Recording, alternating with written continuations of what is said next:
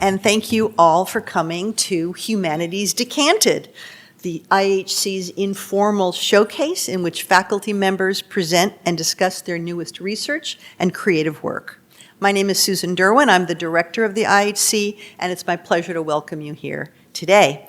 Before we begin, I would like to acknowledge the Chumash people, who are the traditional custodians of the land upon which the Interdisciplinary Humanities Center is located, and I would like to pay respect to elders, both past and present.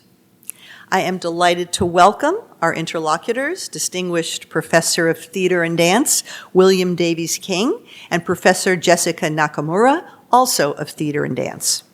Professor King is the author of Henry Irving's Waterloo, Theatrical Engagements with Late Victorian Culture and History, Righting Wrongs, the work of Wallace Shawn, A Wind is Rising,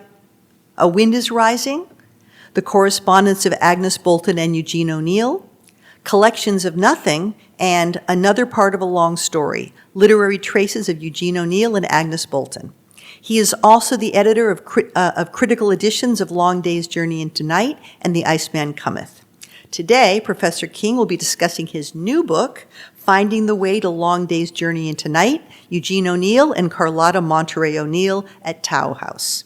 And he will be in dialogue with Professor Nakamura, a scholar of Japanese and Trans-Pacific theater and performance, and author of Transgenerational Remembrance, Performance in the Asia-Pacific War in Contemporary Japan, and co-editor of the volume Realisms in East Asian Performance.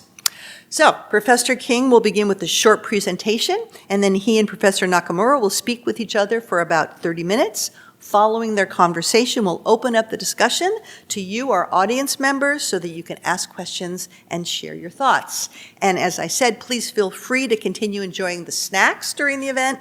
And we'll start now with Professor King. Thank you.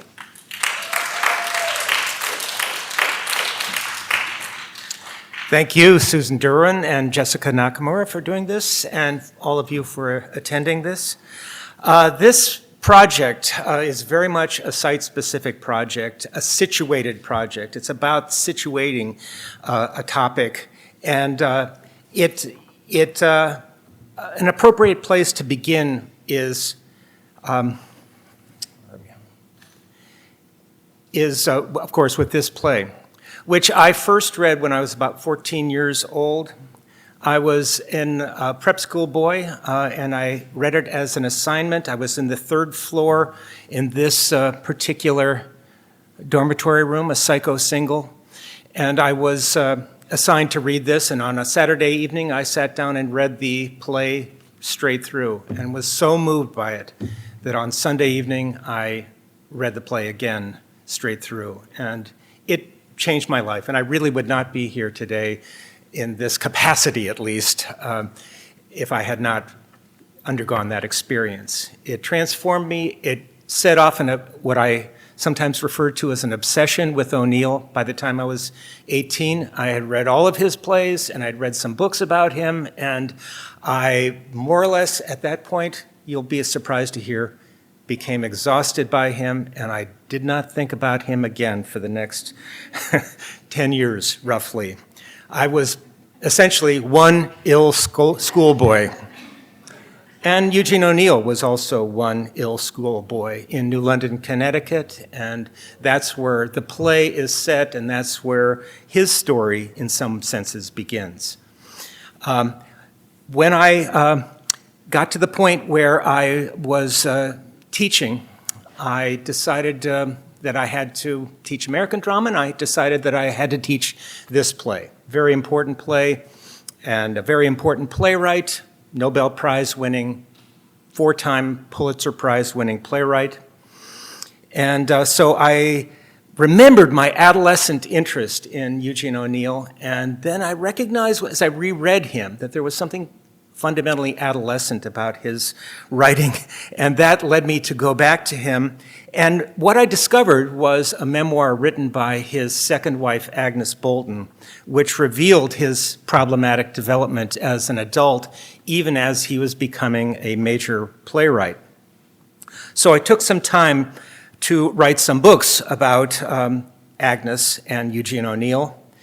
And by this time I was teaching at UCSB, and and teaching American drama, and I was happy to be chosen as the first ever to develop a critical edition of Long Day's Journey, and that led to an experiment with what we called a multimedia edition of the play, and that involved all kinds of interactive media, including a little movie, 4-minute movie, a walkthrough tour of the house where the play is set, and a 4-minute walkthrough tour of the house where the play was written, Dow House. And that led me to think more deeply about something that I had brought up in my teaching of the play frequently, which is that here we are in California studying this play, and the play was written in California. People don't think of that because it's a play that is set in New England, and it comes from very much an Atlantic consciousness, you might think. But here it was, written in California and written in this house, which is outside of Danville, California, in the East Bay, and this is the house called Dow House. And that led to this book. So the way was found through these passages. O'Neill's play is explicitly autobiographical, and it is set in this house in New London, where he spent much of his boyhood. This is called Monte Cristo Cottage in New London, and it's named for the play that made his father famous. Here's an image of father and 2 sons on the front porch of that house, and this is the play that made his father famous, Monte Cristo, which he performed over 4,000 times. But the house was written here, in this particular room, the room with the shutters on the 2nd floor. And the house is now, and it was written in this particular office, and here we can see a photograph of him at just about the time when he was writing the play. The house is now a National Historic Site, and during the spring, summer, and fall, you can have a tour of it given by the park rangers. It's a little strange to see the park ranger hats as you're walking into this house, but that's the adjustment you make. Here's a picture of Eugene O'Neill at the site soon after the house was built. And note this outbuilding here. As we go inside the courtyard, here's Eugene O'Neill, and this is that same building, which is now known as the trunk room, and it was known as that by the O'Neills also, although on the plans it was called a guest cottage, but it was apparently so uncomfortable as a guest cottage that they essentially just stored their trunks there, and that's how it got that name. The Eugene O'Neill Foundation, which operates in the area of the house, established some years ago, like a decade ago, a Travis Bogard Artist in Residence program, which allows anyone to apply to work there. And I was fortunate to receive this in 2017, and here's a picture of the place where you get to work, in that trunk room. And here's the office that they've set up for you. And while I was there, just delving deeper into Eugene O'Neill, I absorbed the feeling of this place, and I began to realize that there's a weird kind of way in which working there brought me in harmony with his working there. And this is the actual desk and the actual desk chair that he used, that they were able to recover and put into the house. And it's only about 40 feet as a bee flies between the office that I was in and the office that he was using. So there was that proximity and that sense that, well, what would it be to write this play? And I had that access to it. Here's a picture of Eugene O'Neill with Carlotta in that house, and with their black cat. As I had already met this Carlotta, who is the third wife. I'd met her because she was the wife who replaced Agnes Bolton, and from that point of view, what I had picked up on was most of the representations of her by the biographers are hateful representations, where she comes off as just a horrible person. And there's a degree of truth to that, but she was very much of a powerful figure, a formidable figure, and she became crucial to my way of reading the house and the play.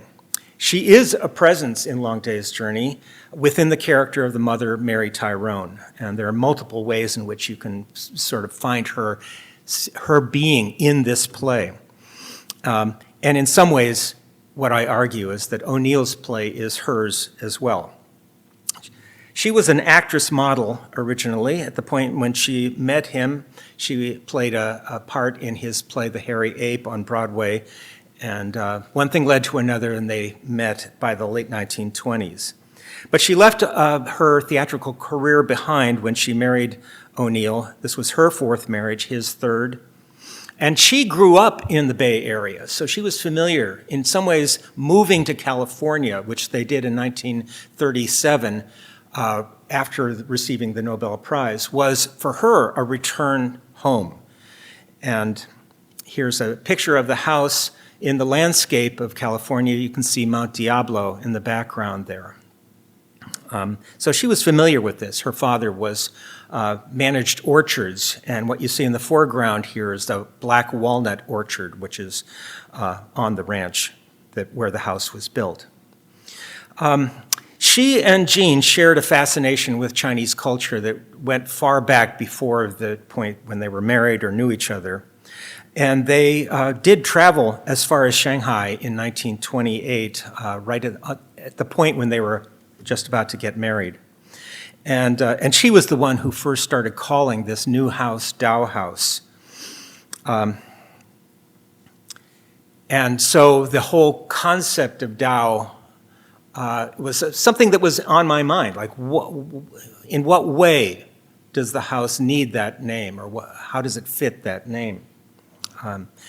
The front gate has on it Chinese characters which loosely say Tao House or something like that.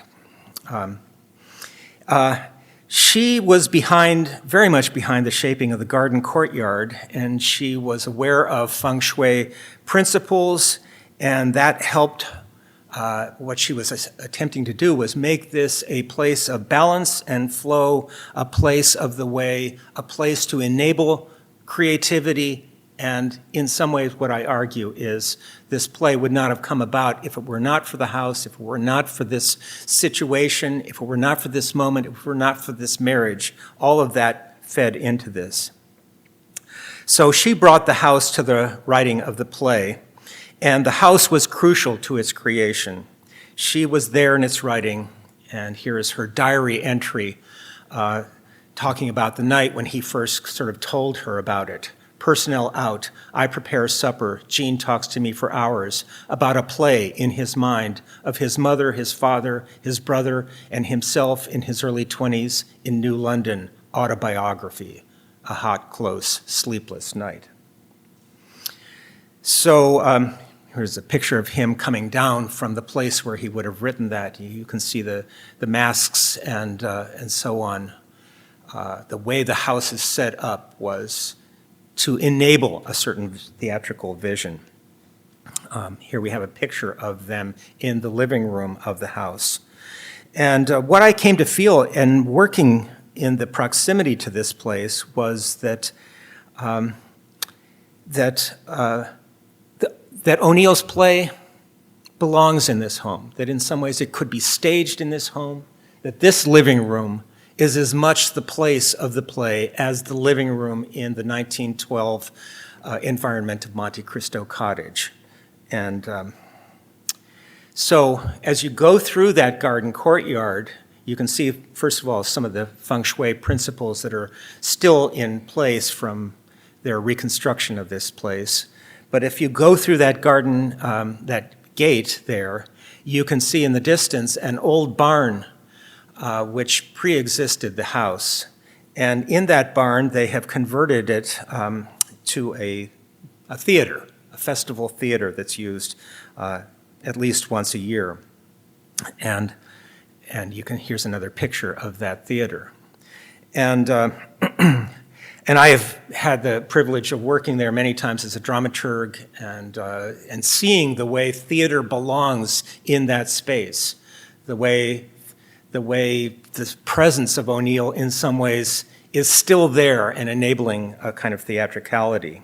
Among the productions that I was fortunate to dramaturg was a production of Long Day's Journey, and that featured this cast, who are now just standing in the courtyard, and you might recognize Kevin Copps here, who played James Tyrone in that production, and it's wonderful to see him here for this. And two of these people, both the mother and the father, also played James and Ella O'Neill, the parents of Eugene, in a play that I wrote specifically to be performed in the Dow House living room. And my stage direction says this play must be performed in that living room, which the National Parks Service has so far not sort of allowed, but it's an aspiration anyway. And it takes place more or less, in a sense, on the day when the play was written, at the moment when it was written, and when the ghosts of these people, the parents from the past, are inhabiting the house and in some ways informing the creation of the characters in the present moment. The other characters in the play were Eugene and Carlotta O'Neill, and all of this fed into the book. This is the title of my play, Into Night, A Day at Dow House. And there's the place where it should be staged. And so that's a bit of the story of the situating of my scholarship in this play and then in this place as well. And I'll leave it right there.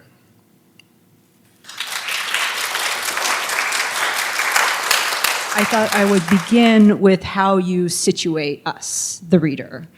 So in your introduction, you explain that the shape of the book promotes a recursive reading in the way that the book is laid out. On the right side, scholarly text moving forward through the chapters, and on the left side, diaries of Carlotta and Jean, who you call them during the book.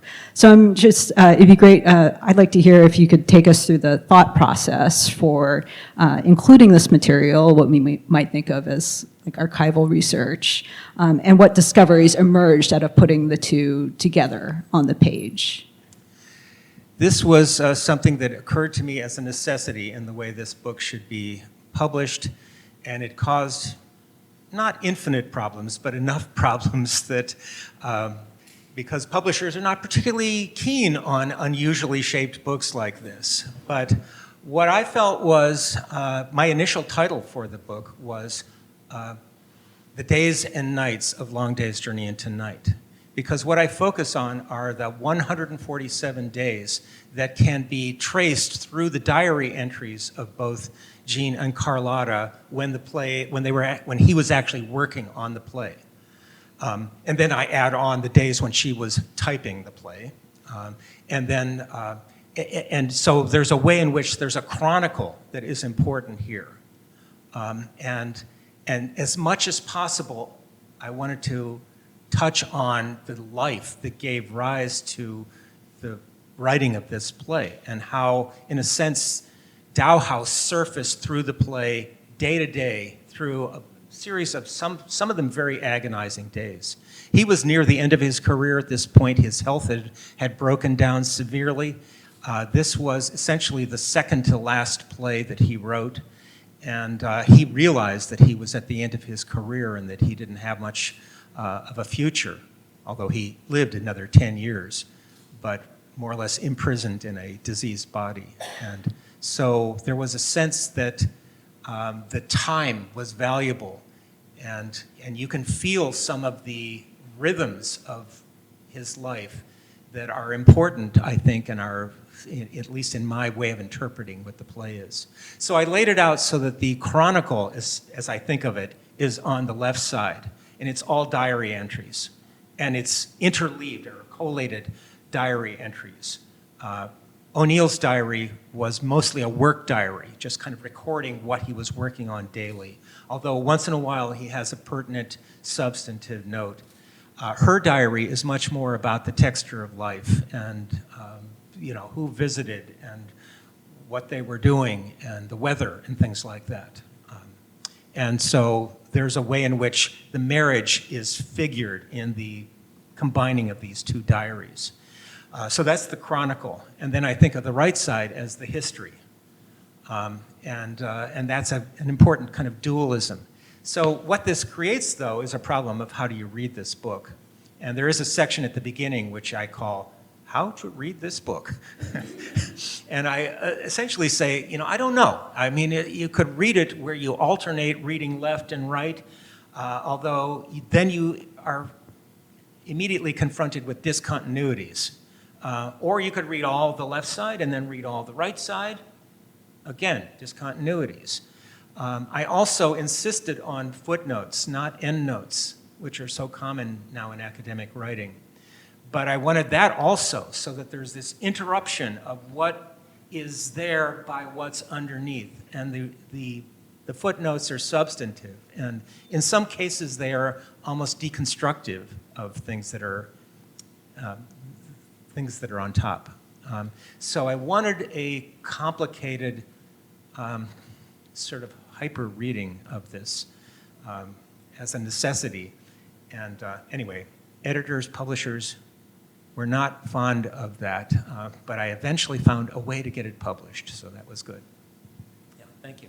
Oh, no, and I mean, and thinking about just the rhythms of the kind of everyday life, I'd just like to hear more about kind of thinking about the sense of the everyday that we have, because we get the sense of the importance of the everyday, and I also think about the moment where you talk about like when when O'Neill talks about days, when he writes it without an apostrophe, and then kind of that sense of the everyday. And the play itself, of course, takes place over the course of one day, and so there's this mixing of, or this negotiation between the everyday and the extraordinary. And so I'm just curious about how you think about your book negotiating between these two tensions, between the everyday and the extraordinary, or really the everyday, and we can perhaps say history. So day is a term that comes up again and again in his writing, and it's clear that he thinks in some ways about days.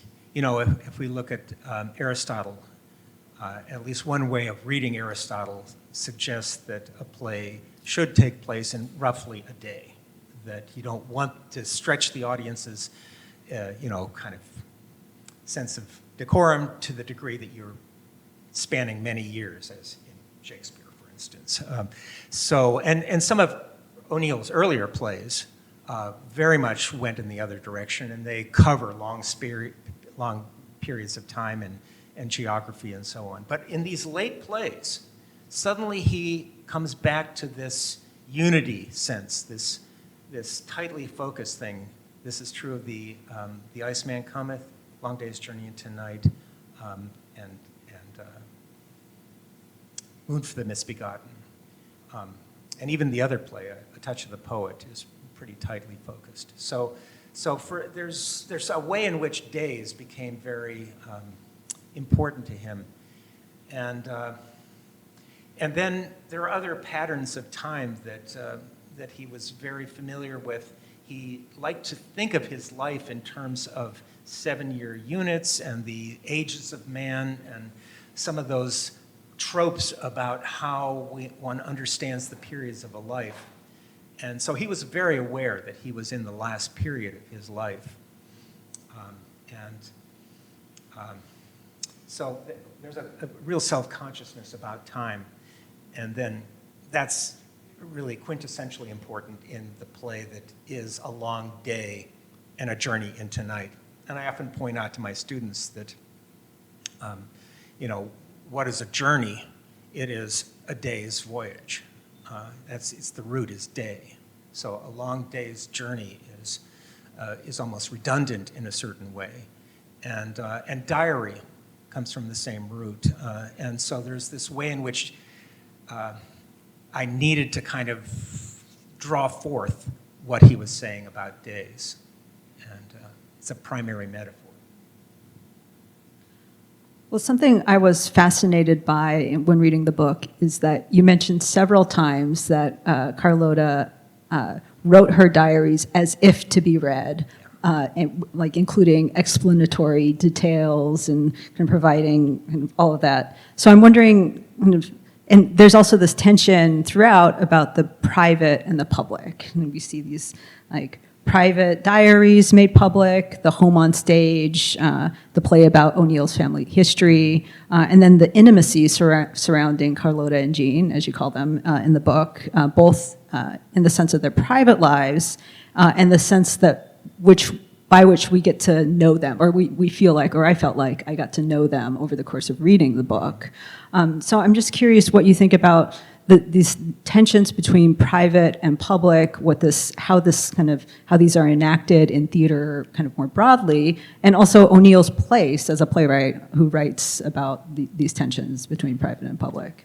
So for those who don't know the play or some of the history that surrounds it, he wrote it between 1939 and 1941, but he intended it not to be published until 25 years after his death. And according to one statement, he didn't want it to be ever performed, though there's good evidence that he did envision it as a play to be performed. But if Carlotta or someone had honored that request to hold the play that long, it would have been 1978 before the play came out. And instead, it was Carlotta who lived on after his death in 1953, and she was the executor. And so she had, in a sense, the control about how this play will become public. And she decided to override his statement and to release the play in 1956, simultaneously for production in Sweden and then in New York, and then publication by Yale University Press. And so there was this, a lot of responsibility on her. And the final part of the book really deals with that moment when she's alone and she has to figure out to make that decision. And fortunately, we have all of her diary entries at that point. So at this point already, the manuscripts and the legacy of O'Neill had been presented to the Yale Library. And she was very much controlling that as well. But she had to decide about this play. And it was very controversial, as it turned out. And she also realized that she had now become part of the story, or that she always was part of the story, and that her diaries could be seen as an important historical document. So, and this was messy, but she donated her diaries to the library. And then about a year later, she said, can I have those back again? And she said, because I wrote them in pencil and I want to make sure that they are indelible, so I'm going to copy them in ink for you. And so she copied her diaries, or she wrote her diaries. And so there is a way in which she is an author of the story of Long Day's Journey into Night and other things as well. And she had control, authorial control over how her story was going to be part of it.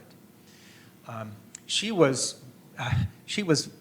very impressed by the play, but she also realized that in some ways he had, in the play, to some degree appropriated her story in it.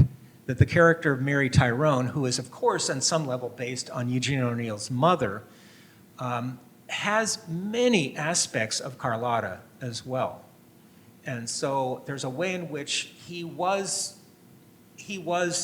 processing the life that was taking place in 1939 to 1941 in writing that play.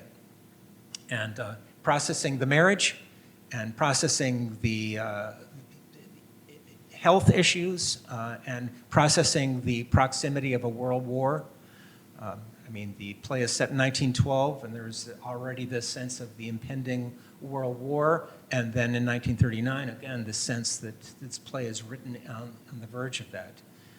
The Iceman Cometh was written right in the midst of the Blitz, and the diaries reflect that context as well. So anyway, she understood that, and But it does kind of raise the question, well, to what degree did she rewrite her story in a way that is comfortable for her? There's nothing we can do about it. The diaries, the original diaries, were given back to her. They were presumably destroyed or just discarded, and we'd love to see them.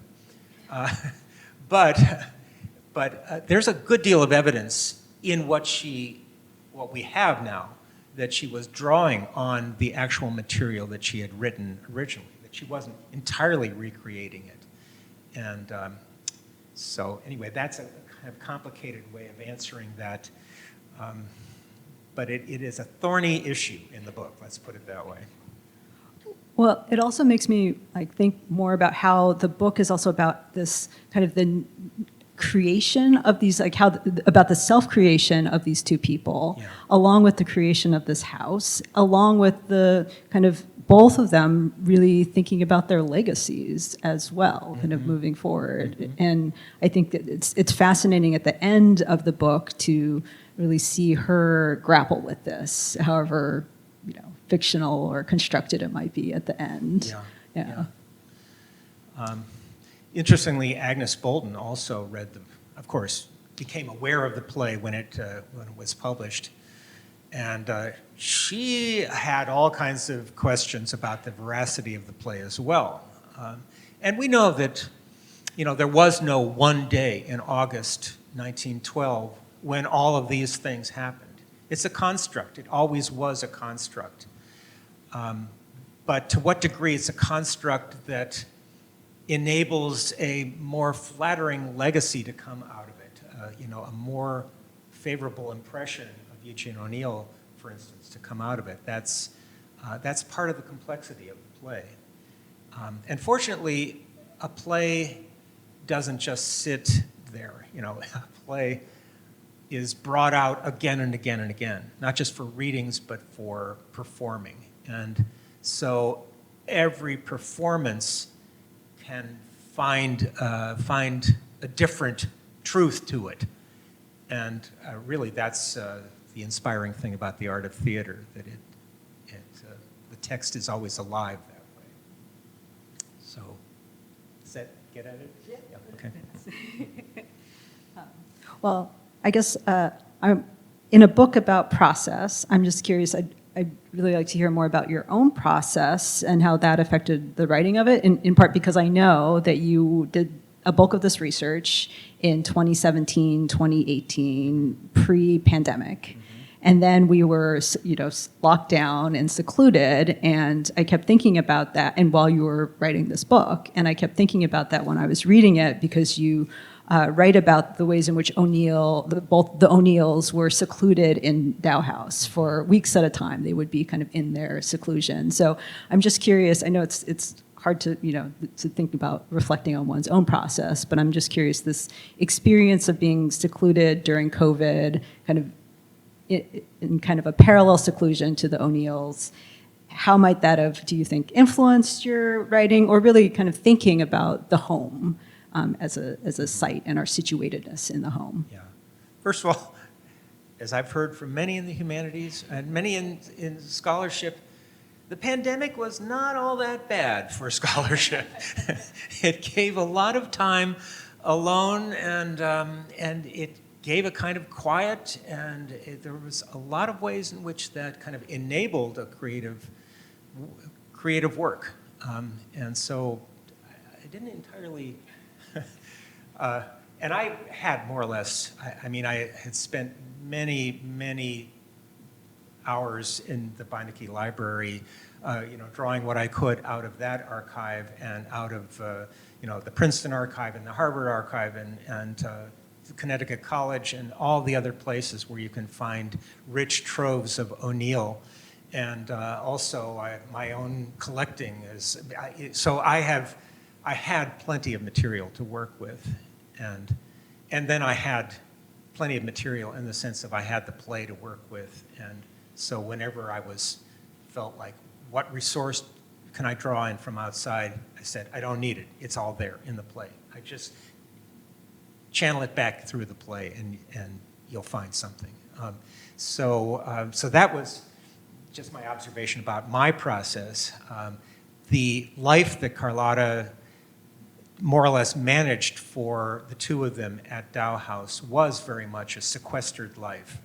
And many people who were friends kind of complained that suddenly it was impossible to reach them. And so there was a way in which she understood that he needed peace and quiet, he needed seclusion, he needed health in order to fulfill his vision of being a writer. And she perceived that really for him, writing was like breathing. You stop writing and you die. And those last 10 years were hellish. And he was just, that he and she were just dying with the end of that career. But anyway, so the years at Dow House, which were just 1937 to 1944, they moved out just before the end of the war, but they were hard-pressed to find people to, cooks and things like that, to take care of them at this house. And so they decided to move to New York, which was a horrible decision for them and a place of major discord there. But anyway, so that for those 7 years, they had this relatively perfect place to work.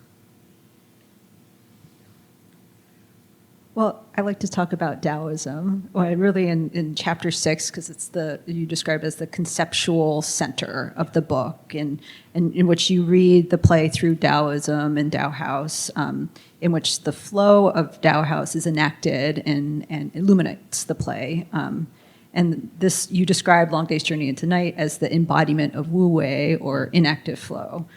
So I guess my first question about Taoism and the play is, I'm curious if you think we can situate this discussion of Taoism and Long Day's Journey into Night within kind of modern Western theater's kind of broader fascination with non-Western forms, particularly those from Asia. For instance, you also mentioned Japanese no theater, and we can see the no masks in that image of O'Neill on the staircase. So I'm just curious, because of their earlier interest in their long-standing interest in China and the Far East, East, yeah. According to people who knew them at the time, they pronounced it Deo House. So there were limitations of their sophisticated knowledge of, but they both had a deep fascination, and I mentioned Carlotta's father, who ended up being, having orchards. He had gone to, it was unclear whether he went to China or Japan in order to learn the craft of running orchards, and she associated China with him. And she remembered as a kid going to Gump's, and she knew Mr. Gump, and Mr. Gump would give her silk pajamas from China, and Gump's was a place where Chinese antiques and so on were being sold in the U.S., and she was very kind of enamored of that style, and then she read into it, and he did as well, separately. He did very much from that point of view of, for instance, he was inspired by Yeats, and Yeats, O'Neill was always looking for Irish forebears, and Yeats had that fascination with the no theater. And so there was always that kind of fascination with what can I do theatrically to stretch beyond the theater that I'm supposed to be writing, which he was always resistant to. He was somebody who just rejected stoutly his father's theater, which was the theater of melodrama and romance and Broadway commercialism. He rejected that always. But he had to find, well, so what is the other thing that I do? He had a few experiments with, say, German Expressionism, and he didn't believe in that very strongly. He was trying to, write pageant plays. He was writing all kinds of different, struggling to find a mode. for himself. He wrote several plays with masks. He became familiar with masking as an ongoing theater tradition. And Edward Gordon Craig's important journal, The Mask, which was such an influence on theater people worldwide and dance people as well. So anyway, he wrote a couple of plays for masks, and even in the stage directions, you can see that he's thinking about human character and theatricality in terms of what it is to have a mask. So anyway, really the thing that I just decided to explore was, well, I hear from the tour guides up there that why is the garden courtyard shaped this way? Oh, I see. Well, there's some feng shui principles there. And there are some features inside the house that are interesting and strong design choices. Like that living room that I showed you has a deep blue ceiling, and it's got a blue tinted mirror, a large blue tinted mirror. And so there's a sort of a color coding that is interesting there. There's a green tinted mirror in the front hallway. In his bedroom, there is a black tinted mirror. So a way of interpreting it that one of the tour guides up there sort of, acquainted me with is thinking about it in terms of feng shui principles and how that relates to Taoism. So as I read more deeply into Taoism, and as I looked at the books that were on the shelf there, that the Park Service has more or less tried to replicate the library that he had there. And they have lists that give the exact edition of the exact books. And so if you go there and scan the bookshelves, you're scanning books that were there. Not the exact same book, but more or less the same book. So I could see what exact books he was reading about Asian religions and Asian philosophy, so I know exactly what book he was drawing on for his understanding of Taoism. But that's a moment when translation was still very, very rough in terms of figuring out how to find in the English language some equivalent to Taoist ideas. And it is very, very difficult to translate some of those ideas. And so what he was reading, to some degree, is filled with the kind of misunderstandings that were typical of that era. But there's a way in which certain essential concepts, I think, for me became central to the way I understood it. For instance, in that study where he wrote the plays, he had two writing desks. You saw one of them, and that's the desk where he actually wrote the play that he was working on. But behind that and facing that was another where he laid out the projects of the future. And so he was always sitting between these two desks, sitting between the present and the future. And so there's a way in which the whole place of writing is about being in the moment that is emerging, that is becoming, that is coming out. And so when I thought about that in terms of Wu Wei, and some of these concepts just clicked so perfectly that in a sense, even if he didn't understand it the way I understand it, I think he should have understood it the way I understand it. And there's at least one full-length book that is about Eugene O'Neill, and it's called Oriental Thought, and it is written by an Asian scholar, and it is, but I think it's faulty also. And so there's a way in which people have postulated this angle to take on O'Neill's plays, and I think it's still fresh territory for more interpretation.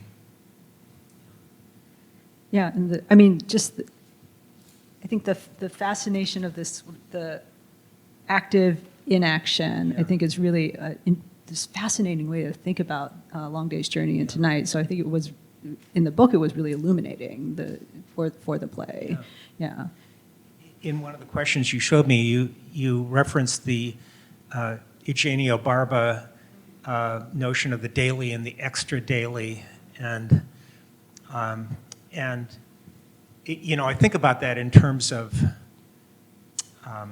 what the theater, I mean, of course, these are fundamental terms for performance studies and how we understand the difference between the behavior, the custom, the way of moving that is customary to just living, and then the reframing of that in another mode, which is about performance, and that sense in know that the body that's just standing is, of course, in perfect balance, but the body must move, the body must walk. The present must verge into the future, to the next step. And just to take the next step is to put the body out of balance and to suddenly, be in a different mode of balance.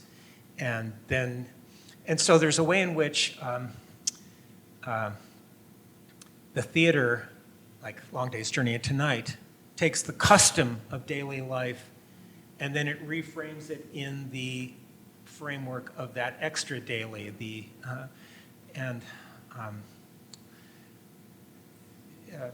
Kevin here, who again played James Tyrone, just turned me on to a YouTube video of Laurence Olivier talking about James O'Neill, Eugene's father, who was of that era, very posed kind of acting. And in it, he talks about how he saw the movie, Olivier saw the movie of The Count of Monte Cristo and saw the way James O'Neill walks. And he said, it's acting walking. It's not walking. It's, that walking that says, I'm walking. And in a way, this is sort of saying, there were days of my life that I had to live through, but this is the day of my life that I walked through. And so, I think the metaphor works very well, actually. Thank you, Kevin.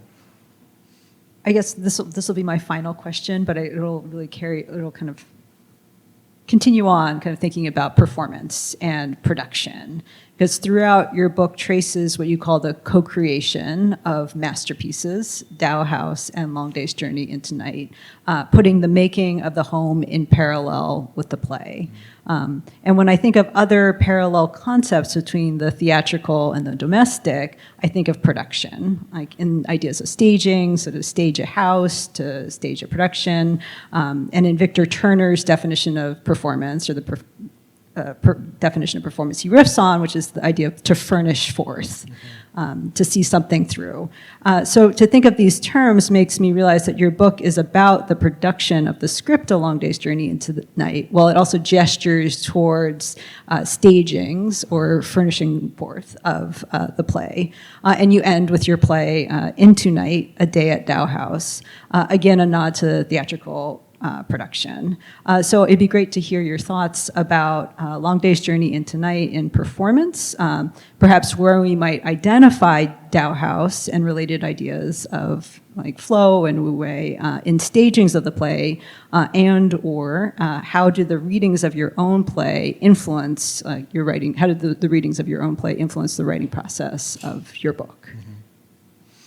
To furnish forth is such a perfect phrase or idiom for what I see happening there as the creative act of writing this play. And in a way,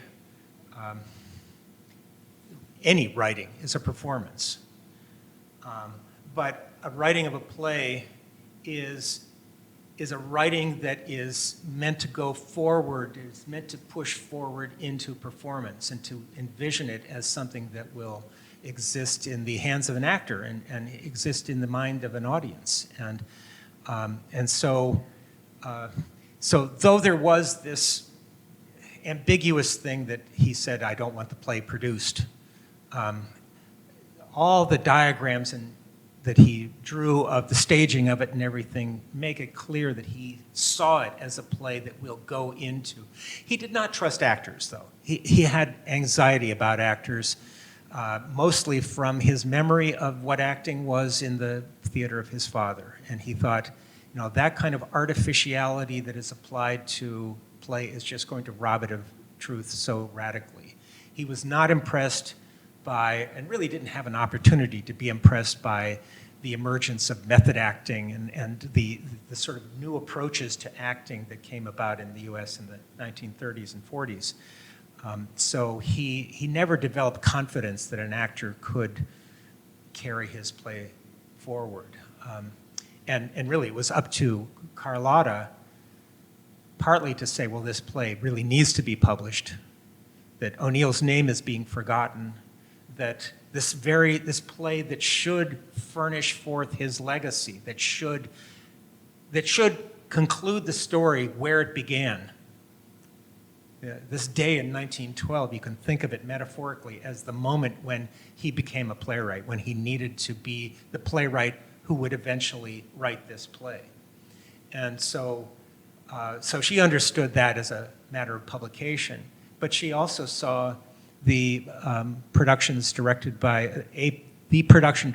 Jose Quintero of The Iceman Cometh in 1956, which was its first major revival, its only major revival, and at that time, and it was a performance that convinced her that there are actors who can do these parts now, and so she granted Jose Quintero, this off-Broadway director who was not at all well known at that moment, she gave him the rights to do this, much to the dismay of other major Broadway figures like Elia Kazan, who really wanted to do this. And it was Quintero who understood that there's a whole legacy that he was carrying forward, and his production would bring the play into the world in a way that would then foster all the productions that have come afterward. Right up to last spring, I saw Logan Roy, Brian Cox, perform James Tyrone in London. Not so great, but it's a wonderful thing that it's a long day's journey into night. It sort of has that finality, that closure. But the next day is always the return to the play, is always that furnishing forth of it again. And performance is just such a profound metaphor for that. So anyway, that's a riff on that. So raise your hands and the microphone will arrive and proceed.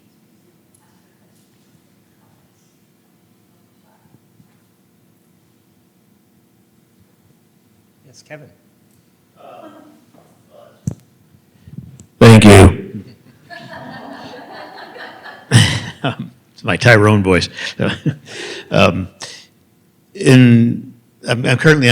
doing some research into James O'Neill, who was O'Neill's father and on whom Tyrone was based, and he seems to be a much nicer man, a different man in a lot of ways than Tyrone was. And why do you suppose O'Neill pictured him or portrayed him the way he did in the play, so unsparingly and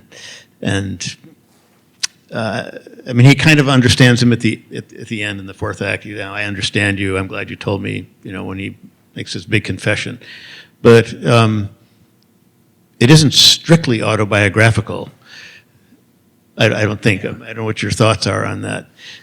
In the book, there is this diagram that he wrote in conjunction with psychoanalysis sometime in the 1920s, and he lays out as a timeline the sort of key stages of his life. And so one of them is the break from his father, the young man who comes into adolescence and just rejects the authority and rejects the art and rejects the sort of example of his father. And then there's the discovery of his mother's drug addiction, and which is part of the subject of the play, and that leads to his rejection of her as well.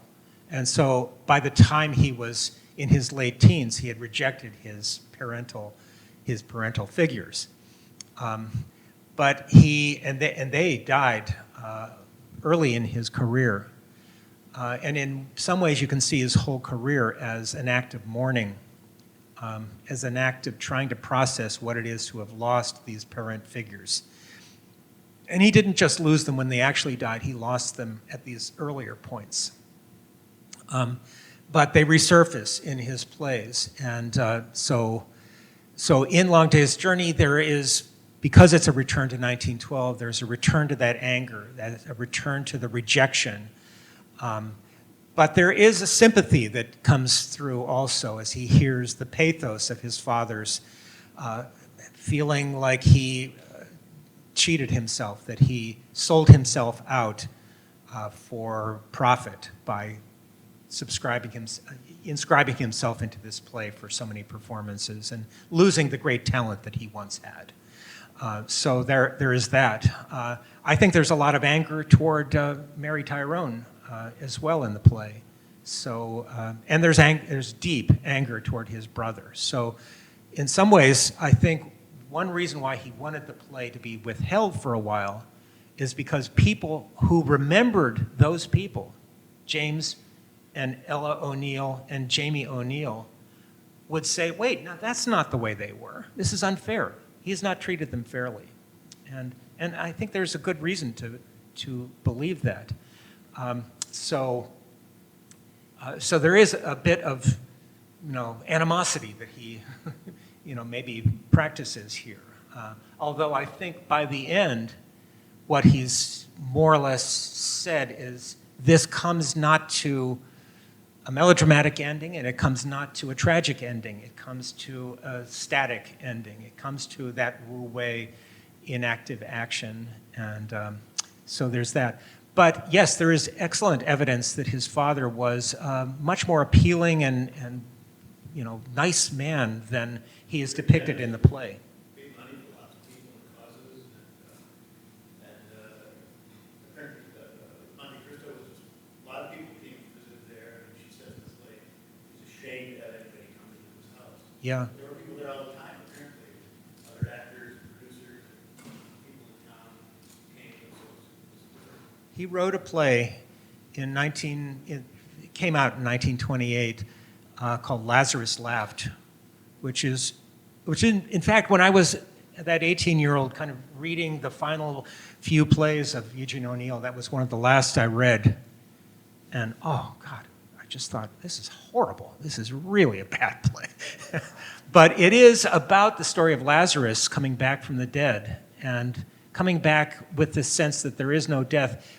And a way of reading that play is that it is an initial kind of attempt to sort of deal with the resurfacing, the resurrection of his parents in his imagination. And the character of Lazarus comes forth, and he's initially at one age, like in his 40s or something, and then with each successive scene, he's 5 years younger.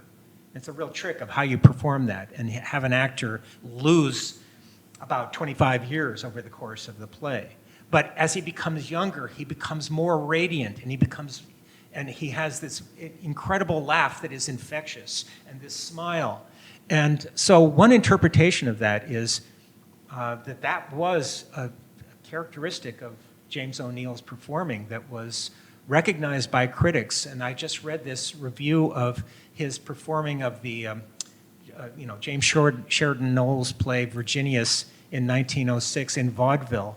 And the critic remarked what an infectious smile this man has, and marveled at how young he seemed, even though he was already in his, well into his 50s. But so there was that way in which there was a quality of radiance in that father that people did remember, and that was part of his magnetism as a performer.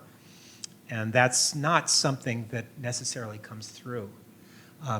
There are so many performances of James Tyrone that are fascinating, including Kevin's, but one that I especially love is by Christopher Plummer, and he never did the whole play, but for a documentary about Eugene O'Neill, he performed just the Tyrone speech that is about, giving up his career, and Christopher Plummer is, first of all, a magnetic, incredible performer, but he brings out that, you know, the full warmth of that character in such a beautiful way that, I don't know, to me, that's inspiring. Leo.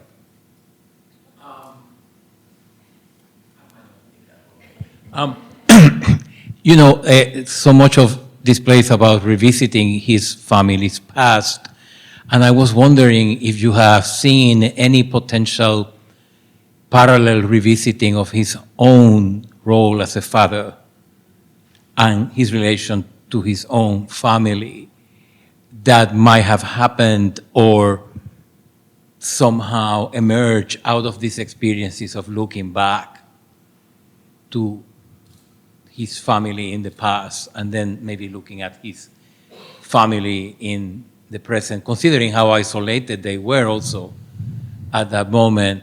Is there any potential, you know, other side of the globe here in which this is also about looking at himself as a parent? Oh, yeah. There's much to that, yes. So he had two sons, Eugene Jr. and Shane, and the stories of them are long and complicated and unfortunately, in both cases, very sad. But at this point, his younger son, Shane, was just not graduating from high school, you know, coming to the point where he'd gone to a series of different military schools and in an effort to sort of shape him up, and he had not shaped up, and so he never finished his degree.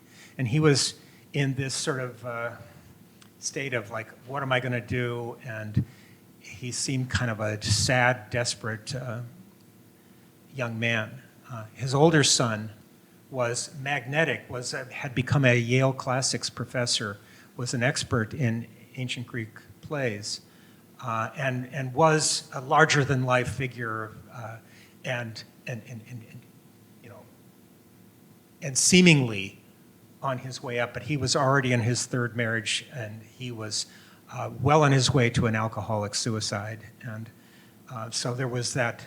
And if you look at The Iceman Cometh, the young man and Hickey in that are so clearly kind of recurrences of those children figures. And that then recreates the character of Larry in that play as a father figure. And the ages and everything work out, and there's a whole way in which you can decode The Iceman Cometh that way. I always am leery of speaking that way when I go to O'Neill conferences. There are so many O'Neill devotees who resist the idea of reading every play autobiographically, and I understand the reason for that. You know, the plays should stand on their own, but that play very much can be understood that way. And I do think that the character of, you know, Eugene and Jamie, here are two characters. Eugene, or Edmund in the play as he's called, is about 23 years old, and his brother is about 33. And here they are, both still living at home, and both, you know, not doing very well. And the older one is an alcoholic, and very theatrical, very extraordinary in certain ways, but a you know, depressed, doomed person. And the younger one is aimless, has gone to sea, has done a little bit of bumming around, has you know, lived the kind of hobo life a bit, but really has not figured out what to do. And at this point, now he has tuberculosis and needs to go into a sanatorium. And so there are ways in which, you know, anyway, these two characters in the play represent an older and a younger brother who are both aimless and both, you know, in need of stronger parent figures. And the sad story of the Tyrones is that they're all locked in their own tragic stories. They're all locked in their own depressed conditions to such a degree that they're not fully able to reach out or help the others. And I think that replicated more or less how Eugene O'Neill felt while he was at Dow House. And here he is 3,000 miles away from both sons and really unable to make contact with them or help them. And, so yeah, I do think that he was reflecting on his own parenting.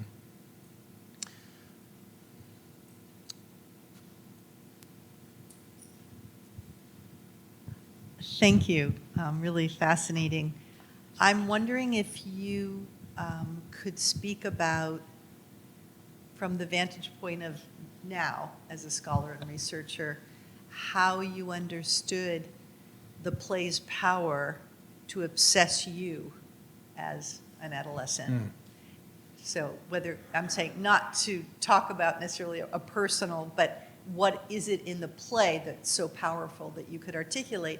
And I'm struck by, and I don't know if this is related, what you've just said about the play is such an interior psychodrama. And how does that sort of mesh or align with your own ostensible focus on physical space? I mean, the study of the house as the kind of key, maybe, to the play's meaning, but you're talking about, the way you talk about it is as such an interior topography or space. Well, first of all, at the moment when I was 14 and read the play, it suddenly occurred to me, I mean, I was suddenly confronted with the fact that art can do with suffering something that other people hadn't been able to do for me, in a certain way. And so I won't delve into the story. If you want to hear more of the story, though, read Collections of Nothing, which does more directly go into that. But yeah, I mean, people grow up with wounds, and people grow up, with uncertainty about how to come out of a domestic scene and how to be an adult. And it's a painful process for many people, even without any, major traumas or wars or something like that. It is. And so when I read the play, and I could see that this was, and I knew immediately it was an autobiographical play, and I knew that character right there is the one who is going to live on and be the man who's pictured on the front cover of the book. And I spent a lot of time looking at that front cover of the book, and the man who was now an adult and who clearly had succeeded, had transcended his sad past. And I was very inspired by that and thought, that's a power that art can have that I want to know more about. And so that's what led to the obsession. And then, life goes on, and to some degree, living in California, and living as, he had moved to this opposite coast. And I don't know that we think about it so much that way anymore, but I grew up in Ohio, and I had, at one point, one brother who lived in Boston, one who lived in Alabama, and I lived in California. We were about as geographically dispersed as we could get around the United States. And so there was a way in which the distance, getting a distance from home, was meaningful. And so returning to the play and trying to take students through it year to year, and seeing, first of all, wonderfully, that almost every time I've taught it, there's been at least one student who's had an aha experience that might be parallel, where they've said, wow, now I sort of see a way that art can work that is profound for me as well. So that was cool. But then thinking about it in terms of California and its, its proximity to the East and its particular relationship to the land and ecology, and then when I first visited Dow House, and kind of got that feeling of that place, it all felt, it kind of clicked. It felt perfect for me. Yeah. How did that play come to your attention in the first place? It was assigned. I was taking an American drama class or something, and yeah, fortunately it was assigned. Oh, yeah. At one point a few years ago, Beth Weinstra, who was a PhD student in our department and now teaches in Boston at Babson College, she and I tried to put together one of those NEH high school teacher curricula sort of things, summer workshops, and we tried to center it on Eugene O'Neill. And as we read through the Eugene O'Neill plays, we realized there's not one that doesn't deal with booze, suicides, drugs, one thing or another, and it was more or less not at all obvious that we would get it through, and we did not. So.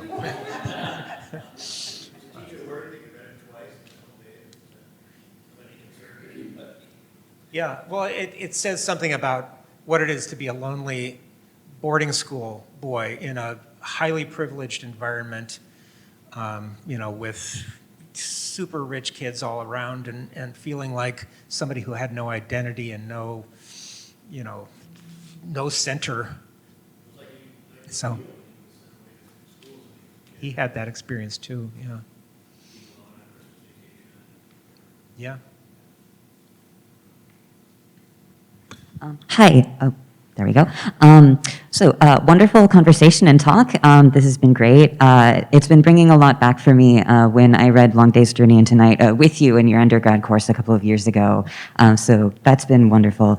I had a broad question about O'Neill's cultural influences, particularly with his admiration of Chinese culture, but also my ears pricked up when you said his use of masks in some of his performances. I'm in the classics department, so the importance of masks is very important, prominent, shall I say, in Greco-Roman tradition, especially with his son also having become a classics major. So I'm particularly interested about the influence that can be tracked of how he uses masks, what tradition they come from in those performances, but also general cultural inspiration in other aspects of his plays. Yeah. The notion of tragic drama and finding the possibility of an American tragic drama was very important to him. And so he was very influenced by Nietzsche and Nietzsche's point of view on ancient plays. And so he also did read into the ancient, and he, I think in some ways, kind of pushed his son into becoming a classics student so that he'd have somebody who would really know that stuff for him. He had schoolboy Latin and schoolboy German, and he had access to some languages, although I don't think he was fluent in anything like that. But he was, an outcome of his son's helping him to understand sort of the culture of Greek tragedy was a play that was actually done in that barn theater this last summer called Morning Becomes Electra, which is a trilogy play directly based on the Oresteia, although in some ways I think Sophocles' Electra and Euripides' Electra are equally informing of it. But it's very much an attempt to sort of say, what can I do that will connect American culture, American drama to that ancient past? And the play is set in the Civil War era, so it's a general coming back from having fought in the Civil War, and so that's a clear example of that. But he wrote a play about Ponce de Leon. He wrote a play about Marco Polo. He was all over the place trying to find what culture can sort of transform the dullness of American drama that he resisted, and again, the Asian influences are there as well. Very strongly influenced by European drama as well. He saw a production of Hedda Gabler in 1906 with Alla Nazimova something like 10 times. And so really that play, he was absorbing the construction of drama very much there.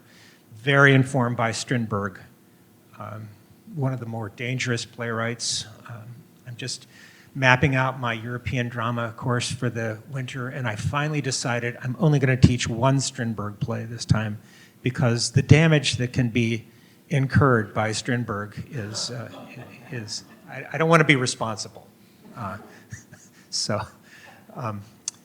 anyway, read very widely. He was kicked out of Princeton after 1 year, as having done zero schoolwork. So he was not an academically trained mind, but he was very much a autodidact and read widely.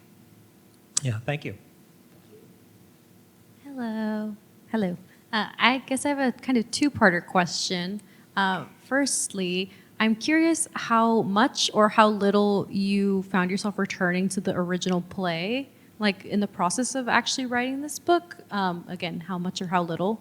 And also, can you maybe share a newfound discovery or any kind of moment that really, like, in the process of reading the play that helped inform your understanding of the play? If a book could have somehow three sides, so that there'd be the history and the chronicle, and somehow another side, and there's no, it'd have to go into a different dimension or something like that, it would be the play. Because, yes, the history weaves in and out of what's in the play. And that's something I very much tried to stage with the writing of my play, and which begins in the morning, just as this play. It's in 4 acts, just as Long Day's Journey is. Morning, roughly lunchtime, evening, then night, and my play follows that same pattern. And in the course of the day, these ghosts are coming into the house, and they're coming in because he's imagining them. He's saying, this is the play I'm writing. I need to resurface my father, my mother, my brother. But it's sort of a shock to his wife that these family members are suddenly occupying the house. And that is kind of a way of understanding the complexity of any marriage, of course. The parents are there somehow. And so there's that aspect of it. But I use the text of the play, and then I use also my imagining of what it would be to encounter that play emerging. And mostly it's a play that's centered on Carlotta, how she experiences this play emerging. So mostly people have shied away, I think, from looking at the many ways that Carlotta figures in the play, because they don't want to see her in the play. They think of her as just a horrible person, and so they'd rather see him, and through his whole writing career, he liked to sort of feature himself as the romantic writer who is alone with the universe. I'm alone and writing this thing. But he was never alone. He was always married. And the marriages are, and this is the whole theme of my Agnes Bolton books too, that marriages are through and through the plays. So anyway, the presence of Carlotta in it is something that I think that I read into the play much more than anyone else does.